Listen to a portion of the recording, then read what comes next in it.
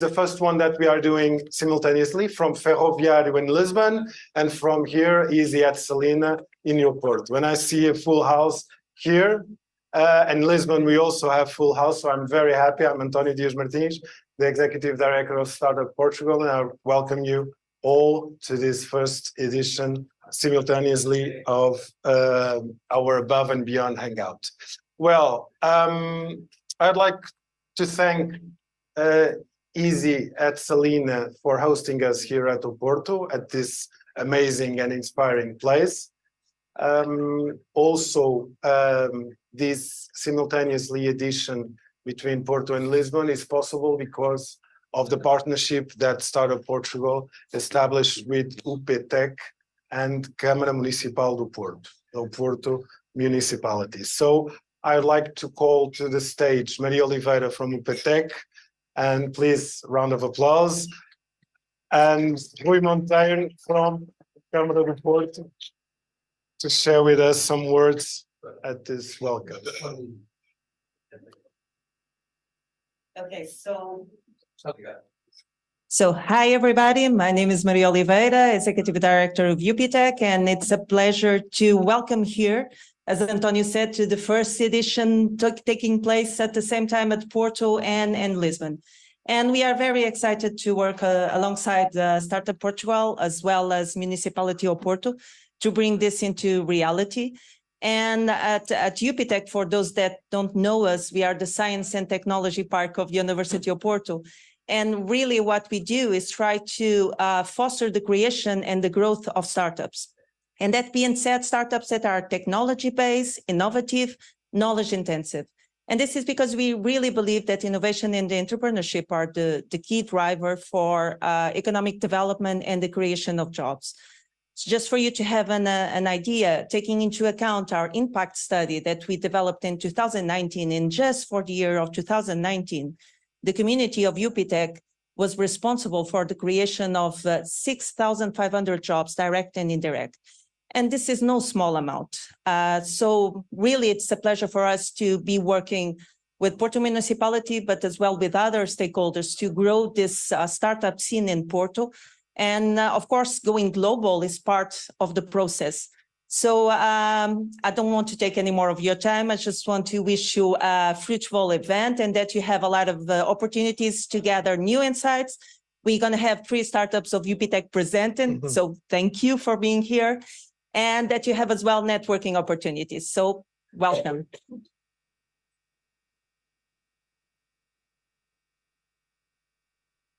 Hi, my name is Rui Monteiro. I'm here on behalf of Porto City Council and the Unit of Entrepreneurship. I would like to welcome Startup and then Hangout for the first time here in the city of Porto, and also the collaboration with UPTEC. And thank you also to Salina for hosting this event.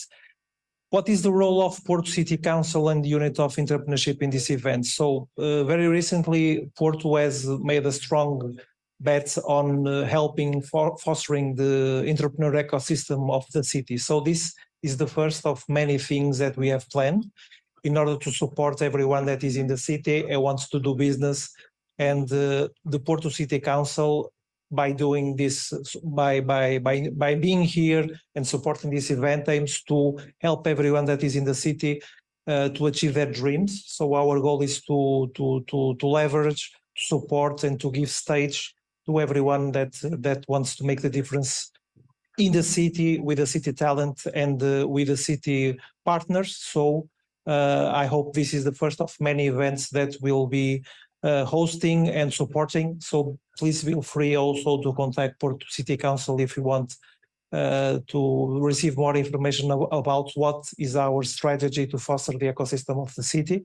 And once again, thank you for your presence, and enjoy the session.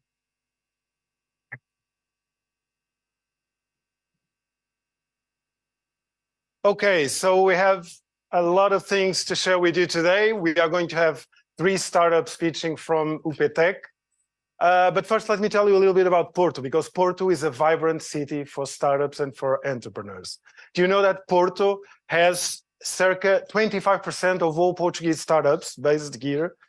More than 8,000 jobs creating here from startups. We have exciting startups from Oporto to share with you, and that you know maybe already, and that are doing a brilliant job, like SmartX AI, like InfraSpeak, like Probably, like Scrambler, Dream Shaper.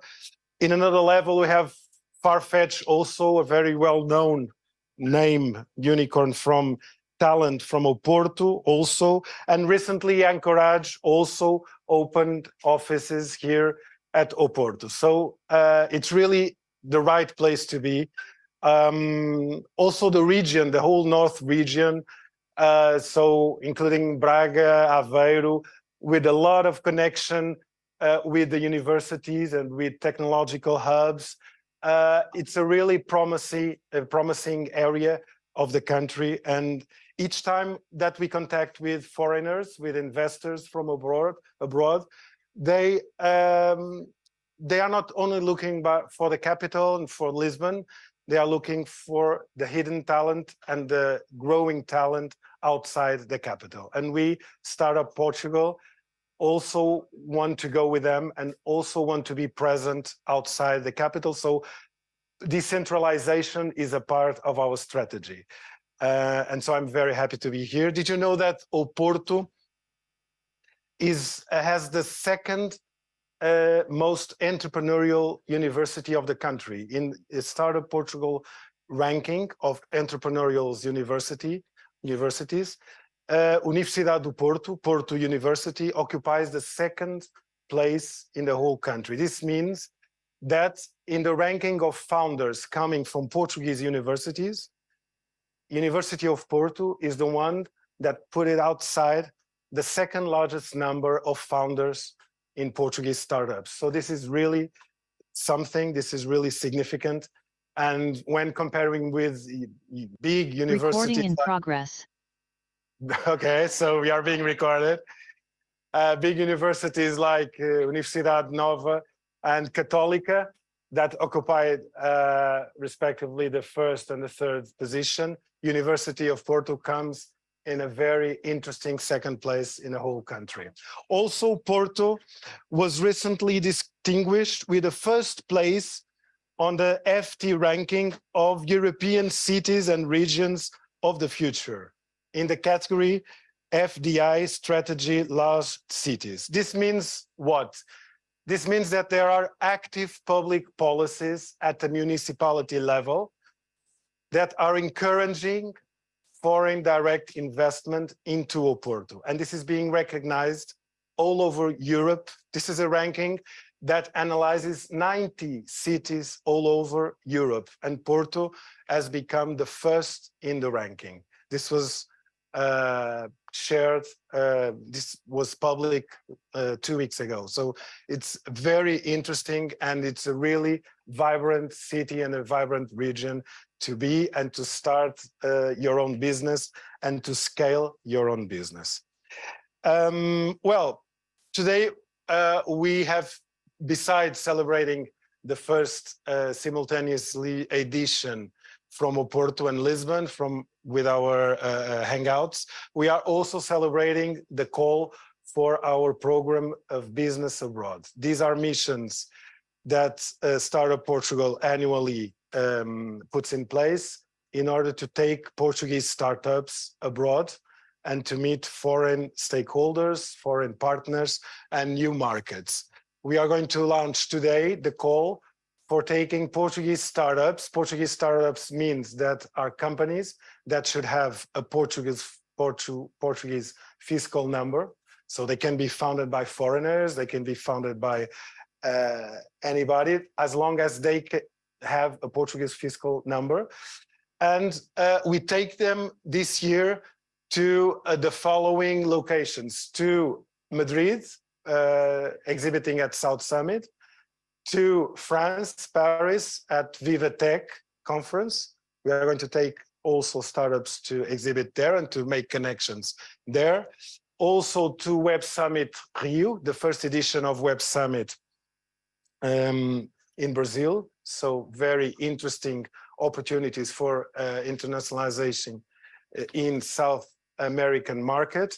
and also to North America with Collision, which is a Web Summit conference happening in Toronto, Canada. So also interesting opportunities to exhibit and to make connections with foreign markets outside Portugal in these locations. These programs will be happening in the first semester of 2023. In the second semester, we'll have additional initiatives, but we'll keep you posted. For now, we are opening calls to these 4 ones that I talked to you about. And I strongly recommend you that if you are a startup founder or you are a startup that wants to scale and considers that these markets are interesting for your internationalization process, then come with us. We have special conditions for you to exhibit and to participate in these important international conferences. And who knows, you can start scaling through this process as other ones done in the past. Last year, we took more than 70 startups in these international missions, and there are some successful stories that they can tell you about. Well,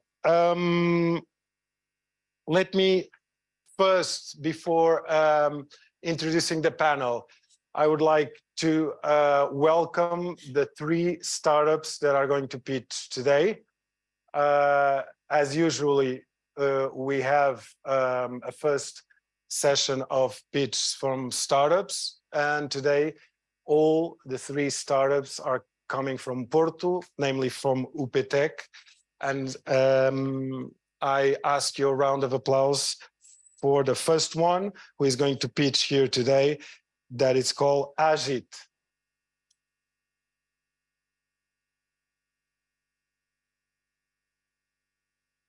Thank you. Thanks for the invitation, for the introduction. Thank you for coming to Porto. It's nice to have you. My name is Tiago. I'm one of the co-founders of Agit, and we have developed a technology that tracks physical exercise in real time using the smartphone camera. Our goal is to create a personal fitness assistant for everyone. But first, let me introduce you to John. John is a guy that likes to work out from home.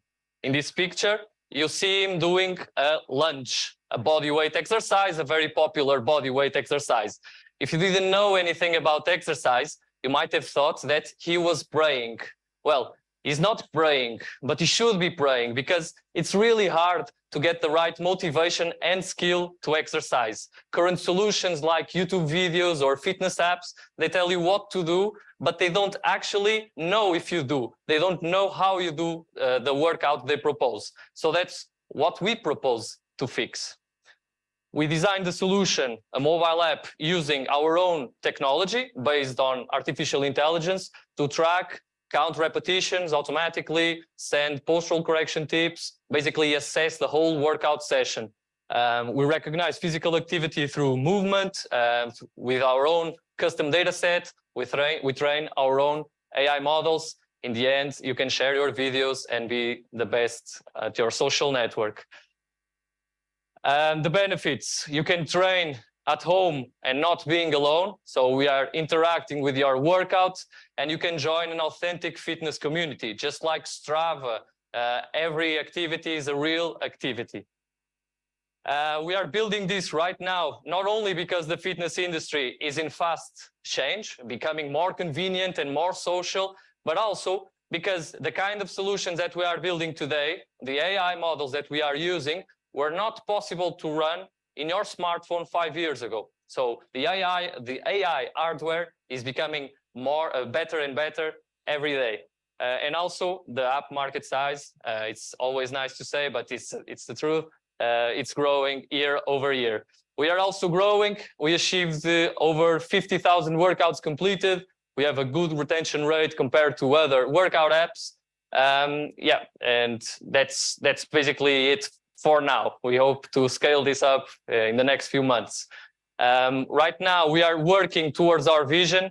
I said we want to become a personal fitness assistant for everyone. And by everyone, I not only mean the end user, the guy that works out, but also the coach, the fitness instructor, the physical education teacher, the conditioning coach, and the content creator. We can provide added value to them so they can have a stronger community. They can generate new revenue streams, and basically add more value. We are using coaches and the viral marketing to grow. And we are a team of 2 co-founders ready to rock the fitness industry. We are pre-seed funded. And that's it. Thank you very much.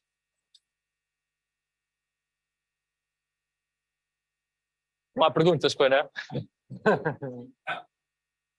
Thank you, Tiago. And I call now Wise Shape.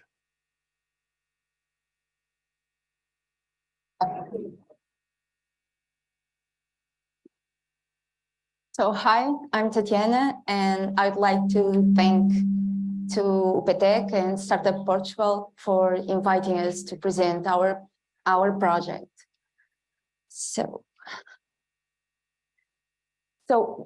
at Wise Shape, we design and manufacture concrete wine tanks, always with this aim, blending tradition with innovation. Our production facilities are located in Coimbra, Portugal. Here our goal is always to reinvent a very ancient way of making wine, but also adding innovation, technology, and design. So wine has been produced for 1,000 years. So the earliest evidence of wine is in the region of in the Caucasus region in today's Romania and Italy and this stuff. So because all of this, winemaking is intrinsically connected to a more passionate and romantic, I can say, a romantic approach.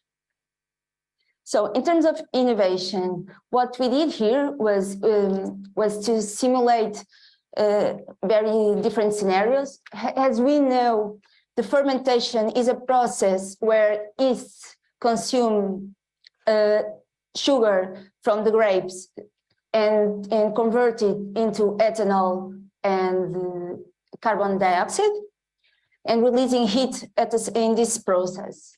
Because of this, for example, here we can actually see the temperature gradient within the wine during the fermentation process. And for example, the blue shade indicates lower values, and due to the cooling piping system we have inside the concrete walls. So here we were supposed to have a few videos playing, not today, something happened, but here basically we ran a few simulations considering many different variables and different scenarios, and we use CFD software, which is computer fluid dynamics software, to better understand all the flow and the fluid movement. So just a few nowadays, today basically we have one model, Wise Shape, in 2 sizes, 37 hectoliters and 10 hectoliters, and we will release a new model at the end of this year. I can tease a little. It will be a Wise Amphora. So the management is set by 3 women, all engineers, myself, Carla, and Katerina, who happens to be here, this amazing human being that joined us later on. And the production belongs to Hugo, Antonio, and Carlos. We have a few clients across the country already, from Douro, Vinho Verde, down Azores, Trás-os-Montes. Just to point out some facts and figures. So the original idea popped up basically from my studies, my PhD studies. In 2018, WhiteShape was founded. And right now we are having a partnership with Inductiva Research Labs, where we use AI simulation to really understand the flow and the fermentation process. And as I said before, Wise Emperor will be launched, we hope this year, and we expect to have an international expansion also this year. We are fortunate to have been really, to have our work be recognized by a few important institutions, such as Ordem dos Engenheiros, Instituto Pedro Nunes, Revista de Vinhos, and Portuguese Women in Tech. Thank you.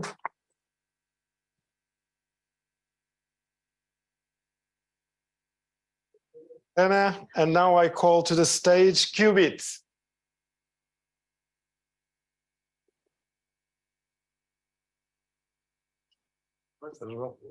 Yeah. Hello, guys. Okay, hello, guys. So I'm here to present Ticketworld, but today we have a surprise. I'm going to the stage Sandra Esteves, our head of marketing, to the presentation for Ticketworld. Hello, I'm the surprise. Hello, everyone. And to finish this pitch session, I'm excited to introduce you to Ticketworld, our decentralized ticketing platform that is built on blockchain. Our platform is designed to create a more engaging experience for all event goers, as we are, and to return the freedom to the event creators.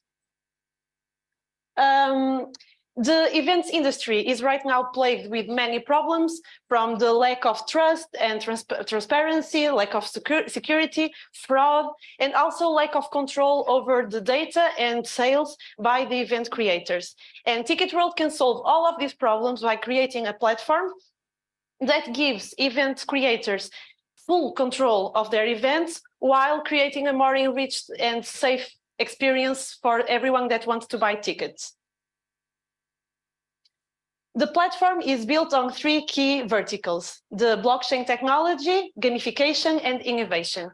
By using blockchain technology, we can ensure transparency and security in all the operations. By using gamification tools, we can create a more engaging experience for everyone that attends to the event. And with our marketplace, that I will explain in a bit, we can create a fair and secure secondary market. So we offer four main products: our marketplace, the store, the in-event consumables, and the collectibles. The store is basically where event organizers can sell the tickets for their events. They can create exclusive merchandising or digital content, and from which they can receive real-time insights and data on their events. We also allow the creation of carbon neutral assets, because for us, environment comes first. The marketplace allows people to resell their tickets to other potential interested buyers. And we create a platform that is safe and fair for them to do so.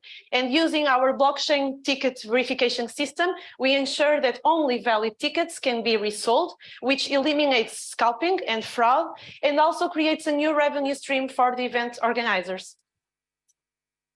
The marketplace is also the place where we can buy tickets that are already sold out or that are not available in through other channels.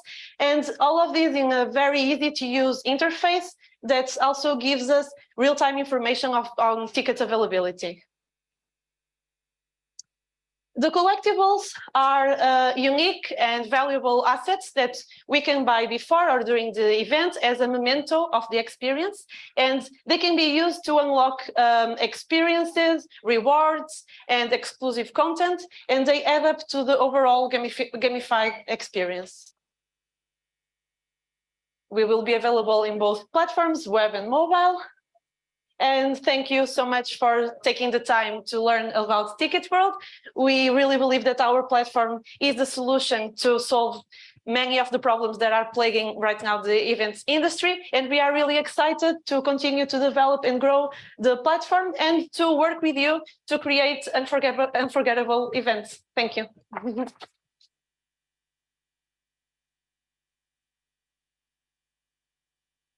Thank you very much. Well, internationalization. I think, well, we cannot argue enough the importance of internationalization, mainly to Portuguese startups.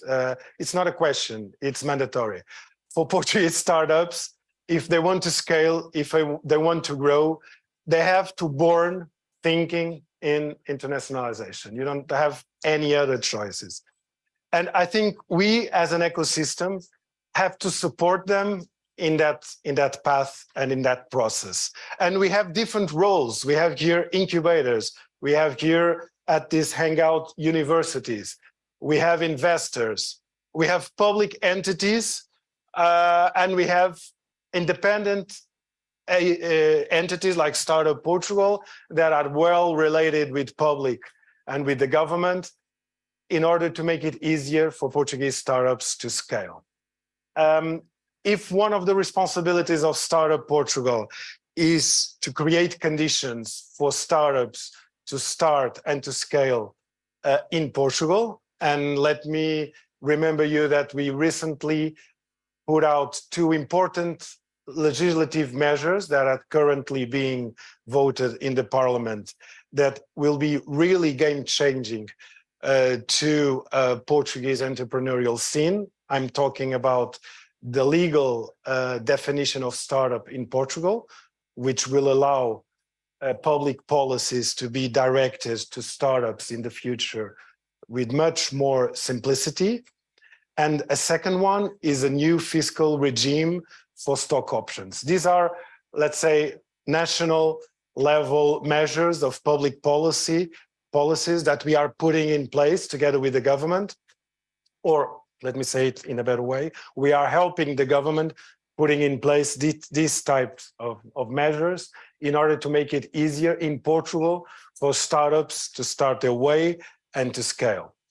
But international, to go abroad, to step outside the country, how should we do that? Well, there are different approaches. I think we have to learn with some good examples, foreign examples, and I would like to quote the example, the example of Israel, where the local startups are incentivized, are motivated to go abroad, and they don't care if the founders leave the country and develop their businesses abroad, and they incentive the businessmen and women to do that, having the perspective that in the future that will do well for their country. I think this is a good perspective.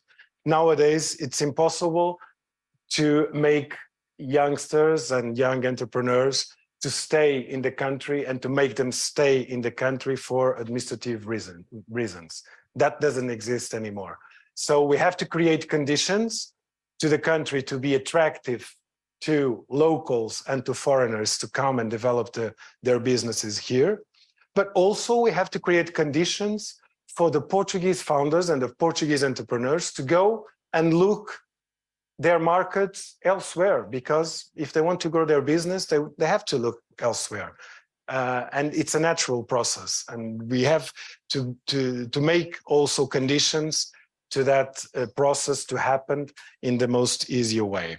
Well, to discuss this with us and all the challenges, the success and mistakes and failure stories that also make us learn, I'm happy to welcome to this stage for a debate from Porto, from here, Mafalda Rica, founder and CEO of Explorer.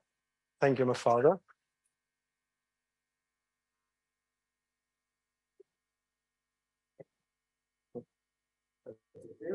Pedro Vieira, guest lecturer and director of the Open Executive Programs in the area of internationalization at Porto Business School. Thank you, Pedro. And streaming from Lisbon, we'll have Pedro Silveira, Key Account Manager and responsible for the startup ecosystem at AICEP, Portugal Global, a public Portuguese agency dedicated to internationalization and to Portuguese companies that go abroad. And from Lisbon, also Ricardo Lima, Head of Startup and Investors at Web Summit. So,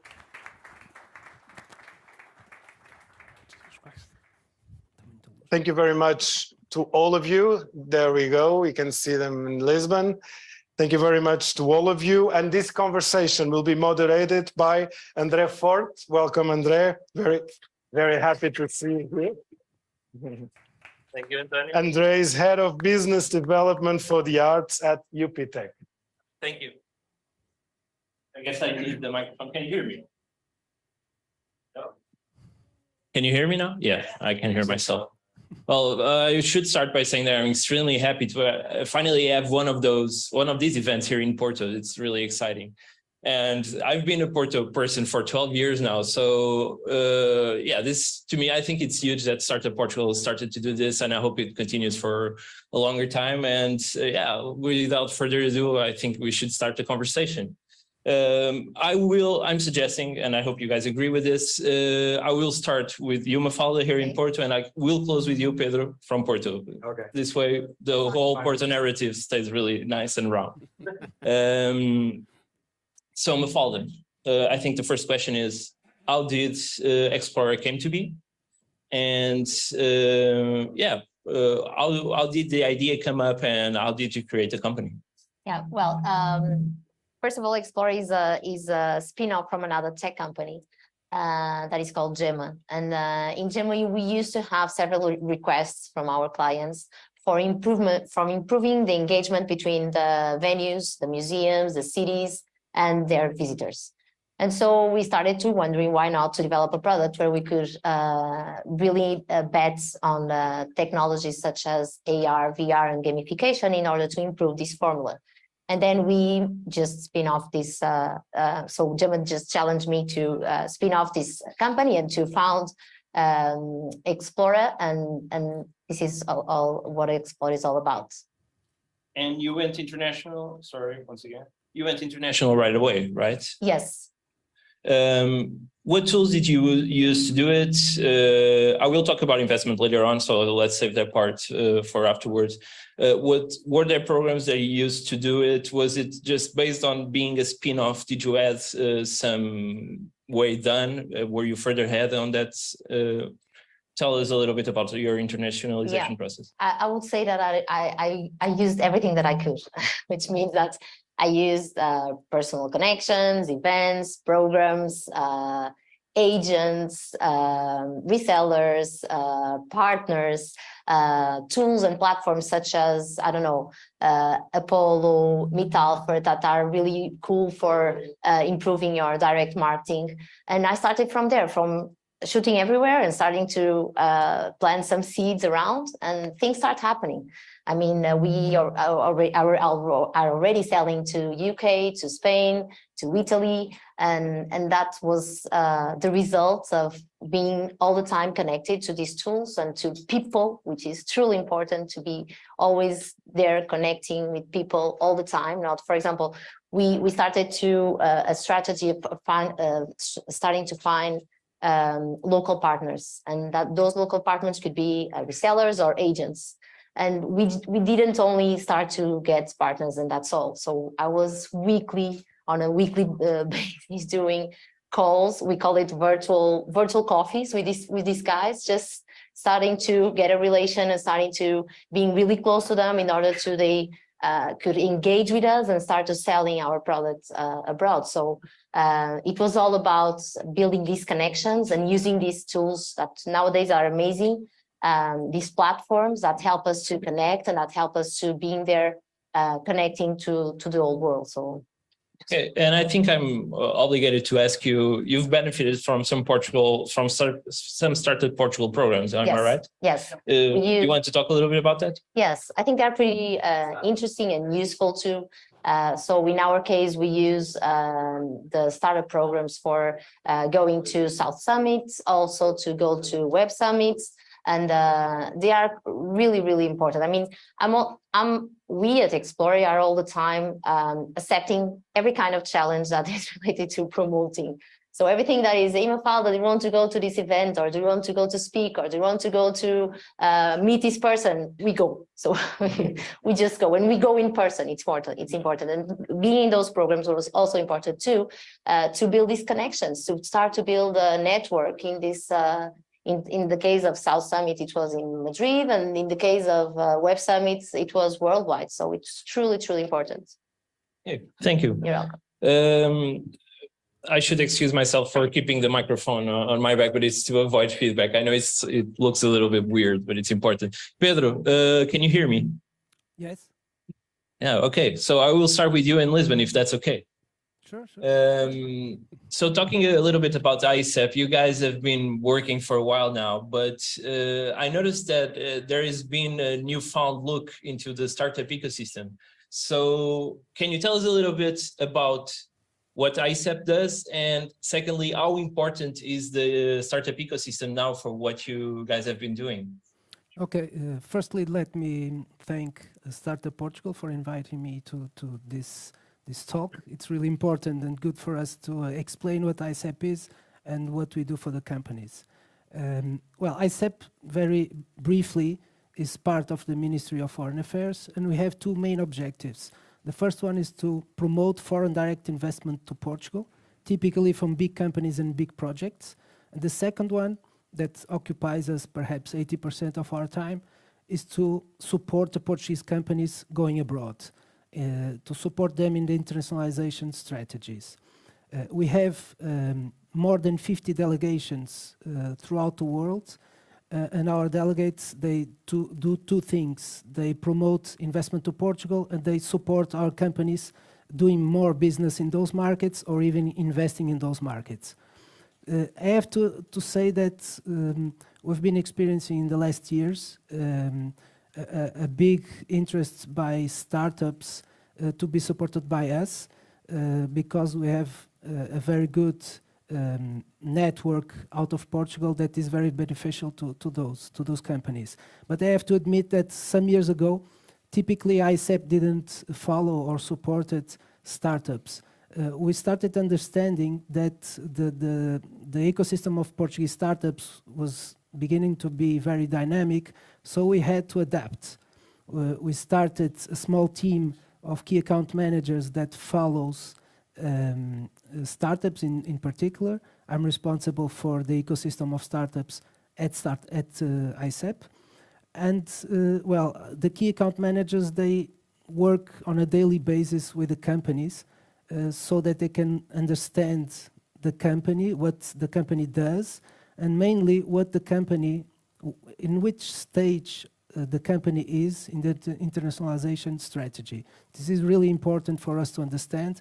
The support that we give to companies is totally custom made. It's really it depends on the company, the sector, and on many other things. But we follow nowadays more than 18,000 companies, from startups, small and medium, and big companies. And I should say that our main asset, perhaps, is the delegations that support them on the ground in those markets. The support is really very personalized, and it's really case by case. Okay, you pretty much covered all the ground and all the questions that I have to ask you, but I'll ask something else, which is, do you find that there are markets who are keener to onboard Portuguese companies? Are there any specific culture that's more okay in your experience with what's been happening in our ecosystem? Well, I have to say that the technological startups, they are always very keen on searching for the more mature markets. If I had to choose 3 or 4, I would say the United States, Germany, France, and the United Kingdom. So that's a good sign. It's a sign that our technological startups, they want to be competitive in the first league, so to speak. So it's a good sign that they want to go to those markets that typically are very difficult to enter. Yeah, they're not afraid of the big markets. That's amazing. And well, thank you for sharing that. It's also really inspiring. Ricardo, I know that you work for Web Summit, but you also have an interesting story with Web Summit. Your first experience with Web Summit was as a founder, if I'm not mistaken, or not as a founder maybe, but you participated on the other side, right? Yeah, I wanted to look at you while I'm talking to you, but I see myself. Oh, okay. This is kind of like Zoom, so I'm gonna look at. Yeah, you look like you were surprised when I said you were a founder. I don't want to look and see my face. So sorry, but I'm looking at you in my brain. Thank you. So, which is weird. So yeah, my first experience with Web Summit was back in 2016 when Web Summit moved from Dublin to Lisbon. And I had an interesting experience because I was responsible for marketing for a startup that was actually selected by Startup Portugal to come on the road to Web Summit. And at the same time, I was also a volunteer in the event. Fun fact, my boss is back there, he doesn't know this, but I was a volunteer in the investors team, and I was responsible, so at the event, for those of you that haven't been there, we have like different things there. A lot of things are happening at the same time, but one of those things, it's called Investor Lounge, where investors are the only ones that can go there, and they can mingle with one another and have some drinks and have fun. And obviously, from the startup perspective, they want to get to the Investors Lounge because they want to talk to investors. And I was lucky enough to be put in the door of the Investors Lounge. So then the co-founder of my startup came to the Investors Lounge and he wanted to get inside, and I said, please, by all means. So he ended up spending most of the conference mingling with investors. And then I was lucky enough to be, I'd say, headhunted. And then Web Summit made the terrible mistake of hiring me. And I think it's a good mistake. This way you don't invite people to lounges anymore, you know? Yeah, now I'm the one dealing with that, so yeah. Yes, so, well, it was a good way to deal with the problem. But my question was related to what you did and what you are currently doing, which is interesting because you have this experience and I think you are in a good position to answer me, which is how important, in your opinion, is to participate in these events? And I ask you to maybe not answer as Ricardo from Web Summit, but Ricardo who participated in the Web Summit and that had this experience, you know. For internationalization, how important is this for a startup? These events, do they play a big role in your opinion? They do. And obviously, I'm going to try to take off my hat of Ricardo from Web Summit and think as Ricardo that work in a startup, and also talk a little from the perspective of, in Web Summit, at the end of the day, what we're trying to do is help startups, right? So startups sit at the core center of our event. The event started 10 years ago because there was no event for startup founders in Dublin. That's why it was created, 300 people the first event, 70,000 people 10 years later. But startups sit at the forefront of what we're trying to do, which is create meaningful connections. And in essence, essentially what a startup event like Web Summit is just a collection of opportunities. So you are able to be in the same room and in the same space with people that potentially would take a lot of effort to get in touch with, a lot of time, a lot of maybe money, which are resources that startups usually don't have in abundance, right? As a startup founder, you need to be very, very cautious in terms of the time that you're spending, the money that you're spending, the energy that you're spending. So if you go to an event like Web Summit, in essence, as Mafalda was saying, you get the opportunity to meet the world for 3 or 4 days. You get to meet potential customers, you get to meet potential partners, you get to meet potential investors. So all of that can obviously help accelerate the internationalization process of a startup, especially when that startup is small-ish, because again, they have very limited resources. So I think that an event like Web Summit or Web Summit Rio or Collision are incredible opportunities for any startup that is looking to expand into new markets. So you had a terrible time taking off the hat, right? I did. I didn't try to sell tickets though. So. Well, can you share us a couple of good examples really quick, because we really need to move on, but a couple of examples that are maybe inspiring for other founders of companies that went through Web Summit and ended up raising money or expanding to other countries? Yeah, I have a couple of examples, but it's actually very difficult for us to get those examples, because in most cases, again, we're dealing with, so last Web Summit we had 2,749 startups or so. So it's really, really hard for us to keep track on the progress of every single startup.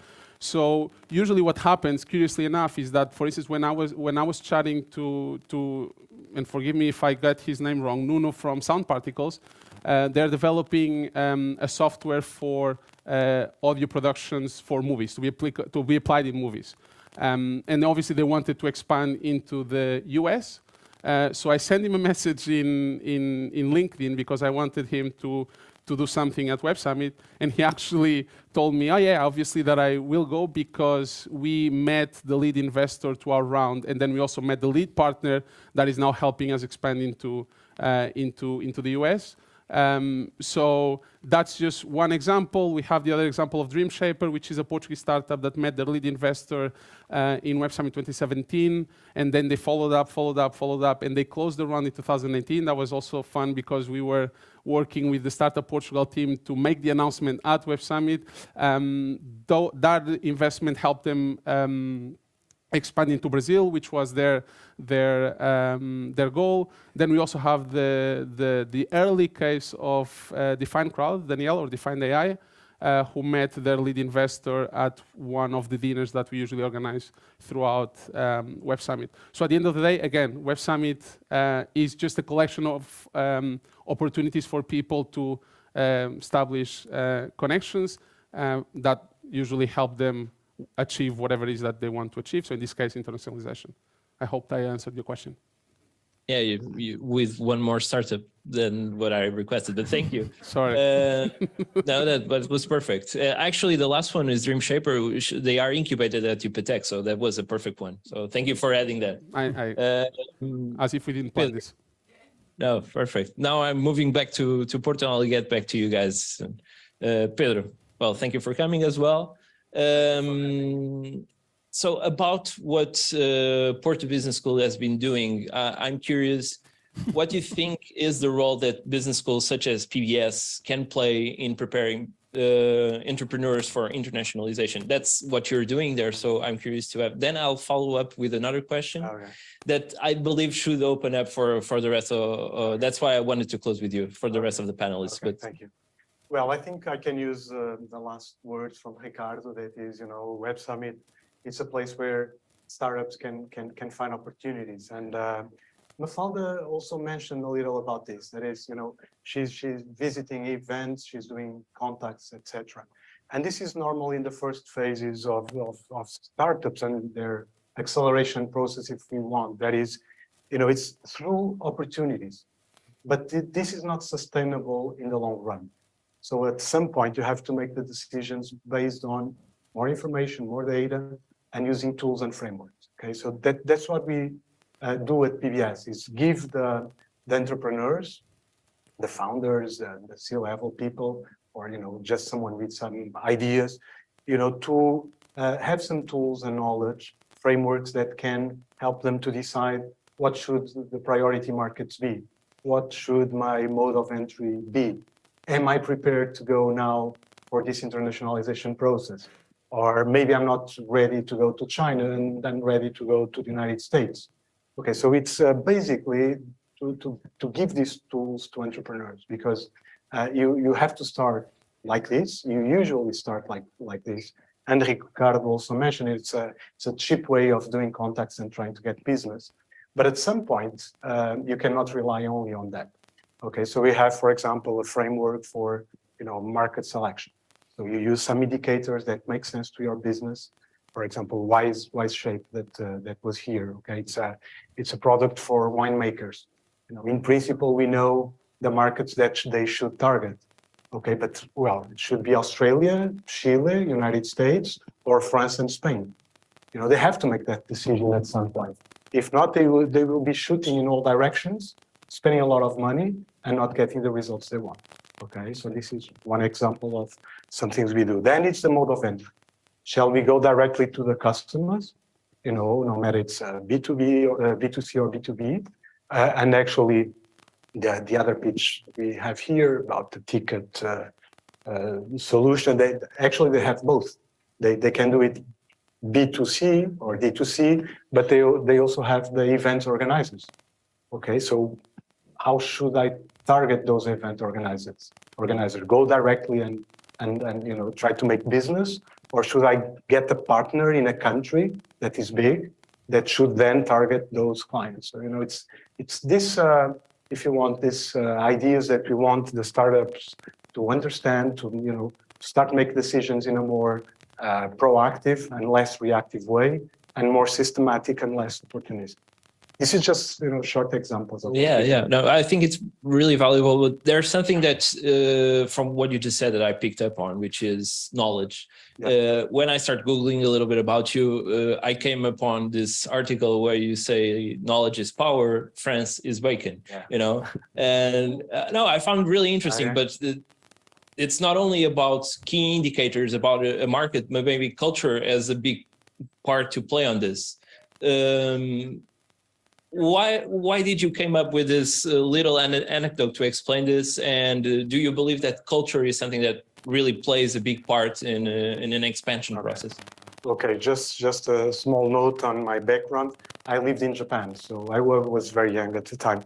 So I was exposed to a very different culture. So I was aware of the importance of dealing and you know, be prepared for different cultures. But I think also Mafalda said something very important for this that I can use as an example for this. You know, Mafalda was talking about creating some relationships. You know, for her, you know, it's important. So I need to create relationships with potential clients. And why is she saying this? You know, because most of the cultures in the world, trust comes from relationship. Okay, you have a few examples where trust comes from, you know, what you deliver. Germany, the Netherlands, but you know, Latin countries, even China, Japan. It's the relationship that matters. So if you don't understand this, you will, you know, you find the opportunities in the market. The size of the market is fantastic. All the external variables are fantastic. You have the capacity to go, but you know, you do it without creating a relationship. If you don't create a relationship, they don't trust you. If they don't trust you, they don't buy from you. They don't do business with you. So yeah, culture is very important. There's a lot more things around all this. But I would say that, you know, it's like, it's fantastic to bring, you know, digital to business world, but it's, you know, even more fantastic to take this human touch to the digital world. And I don't believe you cannot. I don't believe you can do it without this human touch. And for you to, you know, to give the human touch, you have to understand the other cultures. You have to understand the way they do business, how they trust with you, how to motivate, you know, your teams, and a lot more stuff, you know, so that in the end you can get financial results, profits, because it's what we are looking for, all of us. Okay, thank you. And this is why I wanted to close with you this first round, because it allows me to do a nice segue for the next part, which is culture, where I think it can be translated to two variables here. One is culture, how you hire your team, how you create your team, and the culture that you create inside. And how that culture translates to your business. So I'll begin with this last one, which is, and it's something that we notice at UPTech every day. Most of the companies that we work with, most of them are doing exports, you know. So I'm saying this out of my head, from the top of my head, so I hope I'm not missing it. But I would say 55% of the turnover made by companies at UPTech it's in exports, which is really good. And this I think it translates to the rest of the ecosystem, whereas most companies, startups that begin in Portugal, have this going international, going abroad from scratch, you know? So how important is, in your opinion, and Mafalda, if you want to start as a founder, I think it's a nice one. How important is when you start thinking international from day one? If you want to go abroad, this is something that you need to have as a priority. Does this make sense? You mean the culture? Yeah, in your company, when you create your business model, the way you then you create your team and you start sharing with them your goals. Going abroad is something that should be in day one in the culture of the company. I would say that going abroad might be in a day two. Day one is for building that culture and I would say for getting people to really absorb everything from what you want, from your vision, from your values, mainly from your vision and values.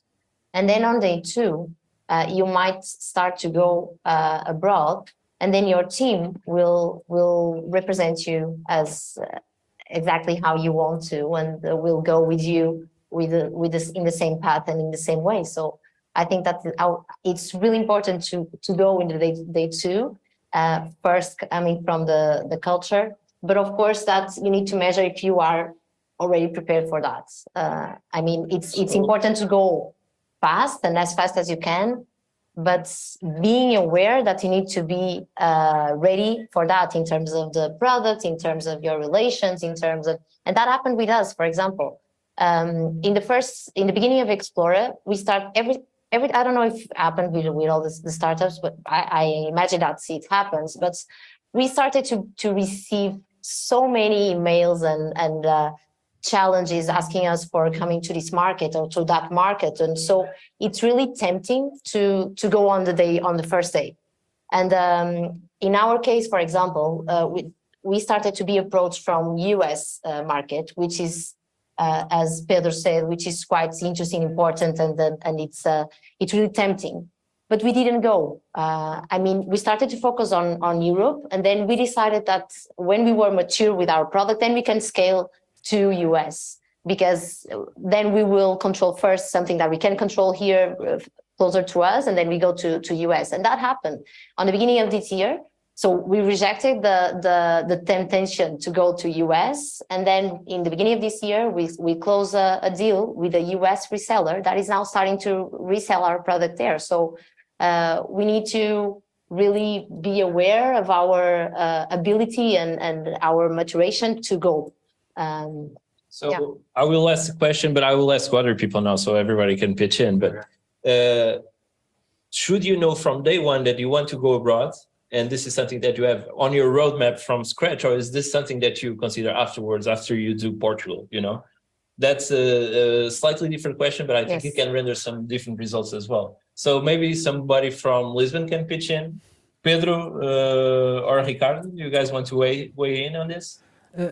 I can start. Yeah. From our experience at ICEP, regarding startups and mostly technology startups, I think usually it happens that the company thinks about internationalization from day one.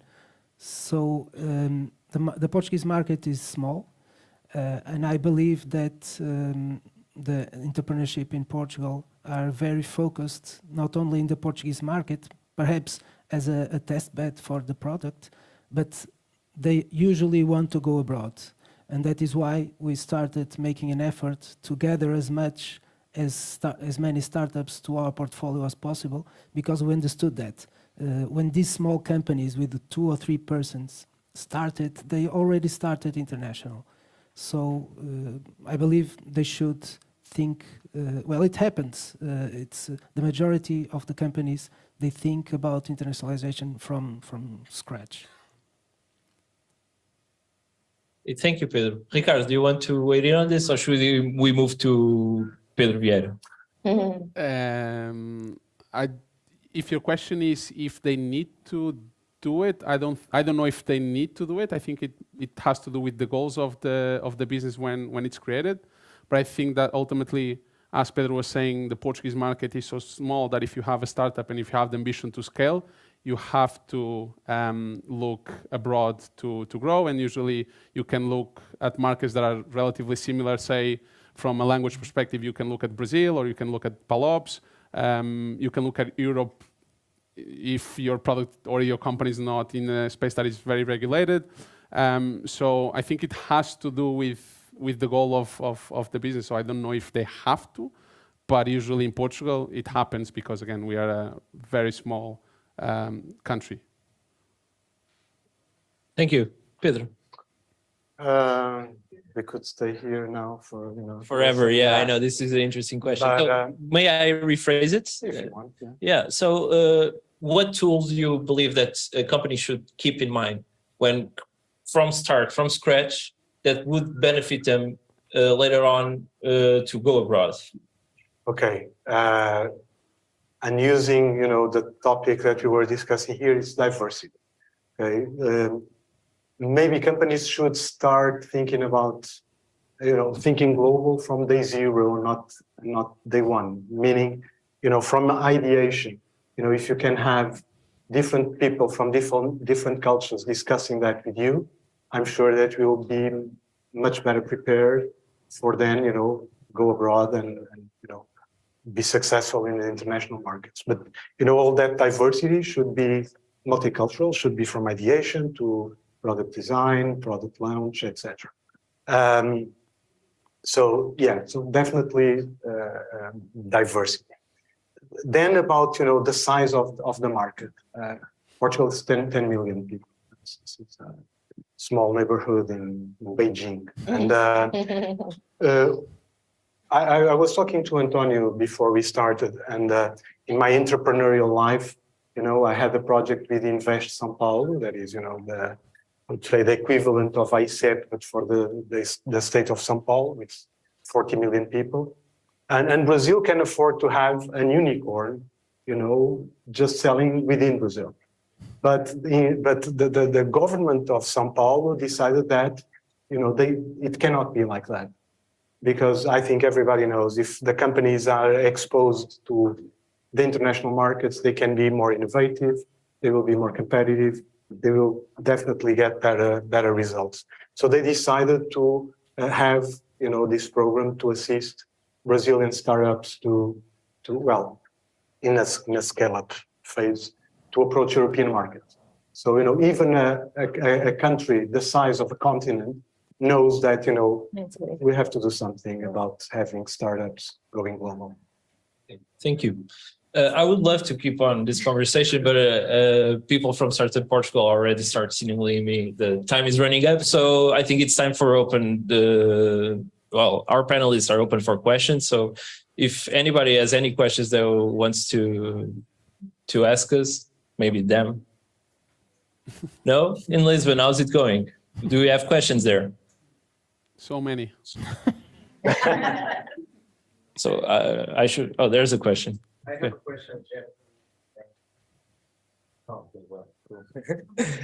It's a huge difference in culture for sure.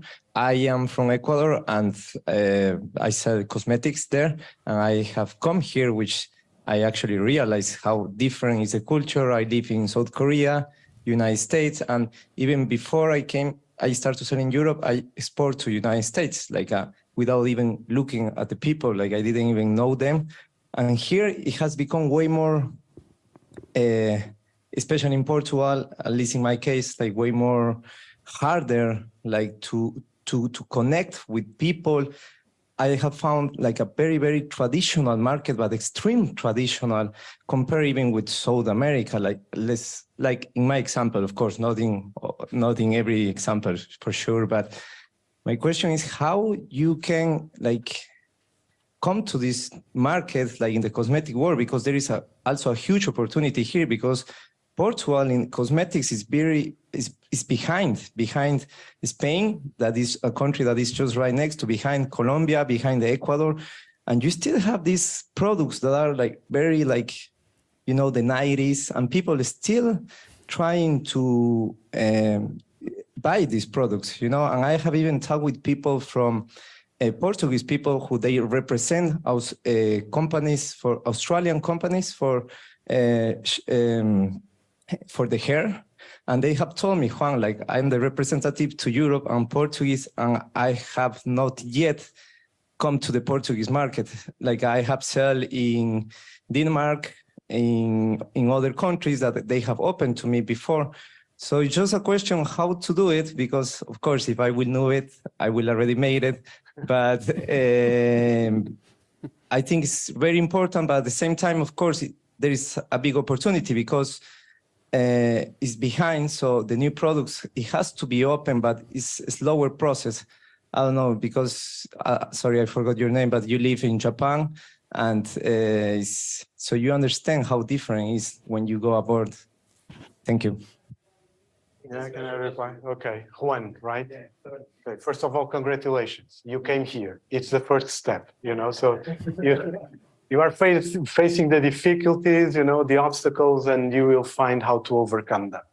I don't know your products in detail, so I would be lying if I would give you the solution, or if I have them, I would propose to be your partner, so, you know, so that we could make money together. But yeah, first of all, you have to understand the market. You lived in South Korea. So you know that, for example, in South Korea and Japan, they use some cosmetics to become whiter and not, you know, like suntanned as here. So, you know, so there's this product adaptation that you have to understand. But then there's the, you know, that thing we were talking about, the relationship. Okay, so you are coming from a culture that is also very strong in relationship, maybe more informal than we are. A little, but you need to be with people, you know, you need to talk to them. They need to understand that your product, you know, that there's a product market fit here, you know, that the product, there's a demand for your product in the market. They have to see it, they have to trust that it's a good product, but then it comes a relationship part. So you have to, you know, to be with them, have lunch with them, I don't know, you know, ask them for, you know, do something on a weekend, you know, so that you can know your clients better. Assuming, I don't know, your business model, if you are coming directly, if you are coming together with an importer / distributor. So I would need to know more details so that I could give more, you know, more ideas. But first of all, very important is to be here. So you at least you are doing the diagnostic, you know, it's like, it's the first step. And stay here, try to build the connections. And at some point you will see that, okay, I'm starting, you know, little by little, but I'm starting, and then the things will grow. In Japan, they take much more time than here. You know, they test you a lot. Here, we don't test so much, but we need to trust you. I can add on one more tip, I would say. I don't know your markets, but it happens with me every day with my markets. I'm targeting, for example, museums, which is a pretty traditional sector. And I'm selling augmented reality and virtual reality to some clients that don't even have a website. Mm-hmm. And so I'm facing exactly those problems here in Portugal. And the way to overcome this sometimes is just building awareness all the time. Like creating webinars about the importance of the technology to improving the engagement with the visitor. For example, from my example.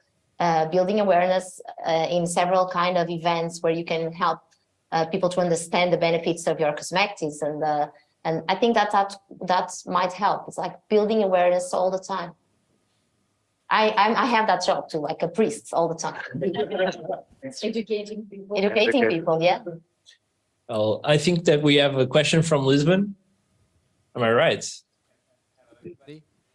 So I guess you all have a lot of experience on startup internationalization, which is great. On your experience on seeing a lot of startups that succeeded, I want to ask the opposite. So as the previous colleague asked, like how to do it, I want to ask what you don't do it. So what in your experience think that has been the cause number one of startup failing when trying to go to other markets? So in other words, what you don't do it when you think to internationalize? Well, thank you, Fernando.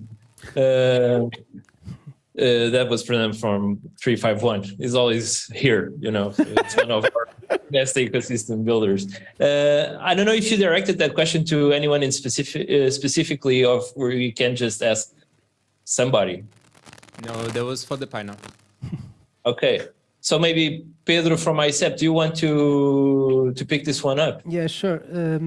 Well, from our experience, usually things don't go so well when the startup that is trying to reach the foreign markets doesn't have not only an internationalization strategy, but a team. It doesn't have to be a team of 5, but at least someone that is dedicated, if possible, 100% of the day dedicated to internationalization.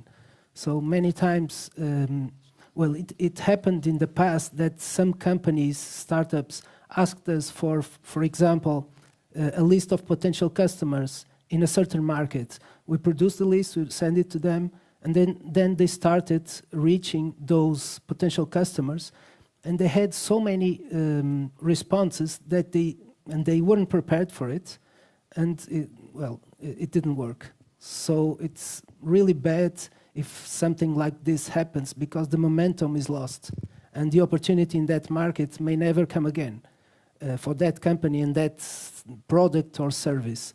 So in my opinion, one of perhaps of the handicaps of Portuguese startups could be the lack of a team dedicated to internationalization, because the steps are very important to take place, but it's important to be able to respond to something that comes from abroad. So this is my opinion from experience that we have. Ricardo, do you want to pitch in on this? I mean, so many startups come and go through Web Summits. You must have some examples to share. I actually have the example before Web Summit. So when I was working for the startup, they got at the time a seed round that was significant, and this was back in 2016. So we didn't have all the reference points that we now have of Portuguese startups raising multiple millions. So you can have the team, because essentially what the founders did was, okay, we got money. We were a travel tech company. We had the money. We want to expand internationally. So what we can do is hire a bunch of people in the sales department. So they hired, I think, 20 people at once, all from different countries that were living in Portugal. And essentially they created an inside sales team, and we started selling for different markets. But we didn't even know the markets. We didn't have people giving us insights into the markets. So for instance, I was hired in those times, I was hired to do the Spanish market. I didn't even go to Spain. I never worked in the tourism sector in Spain before. They hired me because I spoke Spanish, because I grew up in Spain. But you need to know the market. You need to have, again, the relationships. You need to know the insights. You need to know maybe programs that they have in those markets that can help you expand internationally. And also another thing that is very, very important is what Mafalda was saying. As a startup founder, you were one, so I believe that you get all of these different inputs of opportunities that you can grab. Maybe you can go to the United States, maybe you can go to France, maybe we can go to Brazil. It's really, really important that you choose a market based on what Pedro was saying as well, of data, and the strategy makes sense, and the problem is also a problem in that specific market, and then be very, very focused, because it's really, really easy for you to just be lost in all the opportunities that you can have and try to grab everything, and then you spread thin, and then you fail, but at least you have a story. Thank you. Any more questions? Okay, there's one. Yeah, hi everyone. I would like to continue this topic. We keep saying that you need to know the market. Are there any advices or tips you can give us how to get to know your market, like tools, means that you would be using to get to know it?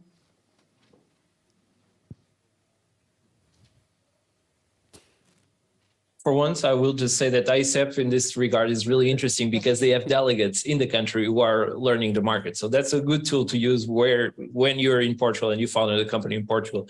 I just spoke on your behalf, Pedro. I hope that's okay. No problem. I don't know if anyone wants to pick else on this. Pedro, you want to go? I can, there's a lot of free information. There's really a lot of stuff for free with good quality.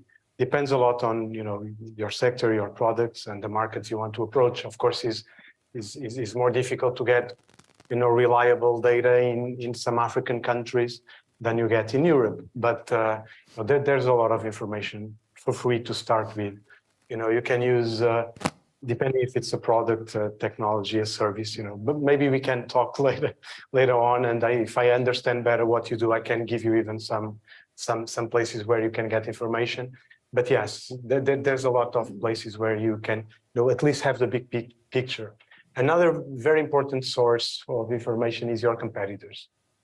They tell you a lot about the markets, what they are doing there, how they are selling in the market directly through partners, etc. I don't know how they were. I was going to say another thing that is important, complementing what you are saying, because competitors are, of course, the best resource that you might have, but maybe they sometimes might not give you information. And in the beginning, for example, I started to approach UK markets, starting to ask my competitors, as you said, about their products, but I could not present myself as Mafalda from Explorer, and that was a problem. And it's not nice to do that, but I did in the beginning. And so after that, I started to wonder why not to have these insights from those who, they are already in my market with my type of clients, but they don't feel they are my competitors. They feel that they might be complementary service or things like that. And so I started to approach partners, local partners and local companies that, for example, in the case of museums, who is working with museums? The ones that are doing scenography, the ones that are selling softwares for having all the artworks in the system, whatever. And so I started to approach these kind of these companies, asking questions, asking insights, and then some of those became my resellers too. And so it might be a good strategy too. Thank you. And I think we have one last question from Lisbon, if I'm not mistaken. Hello. The good thing about this being the last question is we can ask a lot more questions in the Hangout afterwards. So stick around. But yeah, Lisbon. All right. Thanks for everybody's important information that we all learned. This question is for everybody, but especially for someone who has sold in the Portuguese market. Since there was talk about how this market is very traditional, do you think startups which are more in the traditional space, like food or wine, like one of the pages today, would do better in Portugal than apps or websites or technology startups? Okay, this is a free-for-all. Who wants to pick this one up? Unless I'm everyone as well, but I'm excluding myself from the equation. It's a safer space. Ricardo, you want to start? Of course. So that's a no. Should I pass it on? No. I said of course, and I meant it, even though it didn't sound like it. I think that's an interesting question. I think times have changed. First and foremost, I think now more and more people are aware of. Or if we're talking about technological startups, right? So people are now more aware of how important it is, for instance, to have a presence online, how technology can help facilitate processes that you're using in your business, as traditional as you are. So as an example, in the north of the country, in Portugal, there's a big manufacturing industry in terms of like textile, shoes, and what's not. And there's a lot of technological advancements in that region for that specific industry, which would be considered one of the most traditional industries that there is, right? In terms of like how to automate processes in the factories, how to automate processes with the companies themselves. So I think that now, because of all this movement around technology, because of all this movement about startups, it's becoming easier than it was, say, 6, 7, 8 years ago. It doesn't mean that it's easy, because as we've discussed here in terms of the culture, is a lot about relationships, who you know. In Portuguese, we have a word which is cunha, that helps a lot. So if you know someone that can open you a door, that's kind of like, it can be applicable to almost any country. If you know someone, it's much easier for you to connect and sell with your potential customer. But I don't think that right now a startup would have those many challenges opening at least a conversation than it was 4 or 5 years ago. So I think it's a challenge, but it's easier than it was 5 years ago. I hope that answered your question in some. Can I add something very quick? Yeah, please do. That, you know, even if we have this relationship type of doing business, we cannot come up to the conclusion that only more traditional startups can succeed here. Actually, Portugal was known or is known for adoption in technology adoption. So, you know, it depends more on exactly what you are doing, you know, and who you want to target, and not necessarily what sector are you in. I wouldn't conclude that. Hey, thank you. I think that's it for us.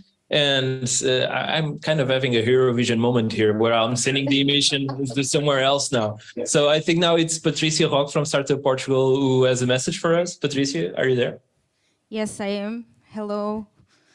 So I'm here. I'm not going to talk a lot. So just in 5 minutes, I hope we're all upstairs networking. But I have 3 final messages for you. So the first one is I want to ask for a big round of applause for Câmara do Porto and Uptech who helped us go to Porto.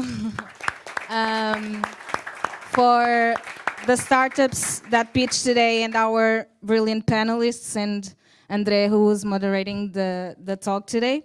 Again, please, thank you. It's never enough.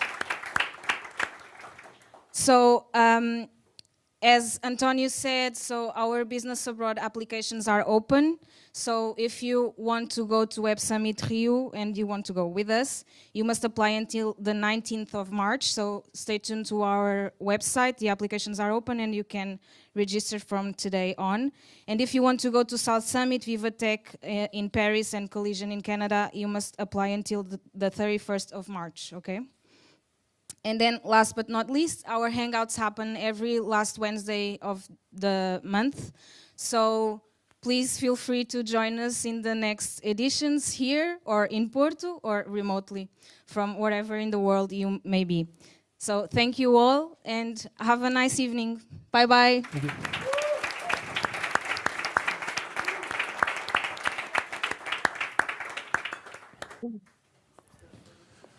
Let's bring it outside. Outside, yes, please enjoy and network. Yeah.